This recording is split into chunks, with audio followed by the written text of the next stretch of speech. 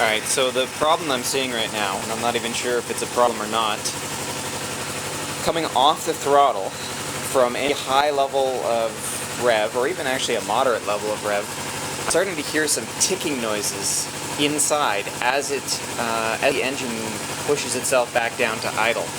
I'll try to see if I can replicate right here, and I'll put the camera near the actual engine so you can hear it.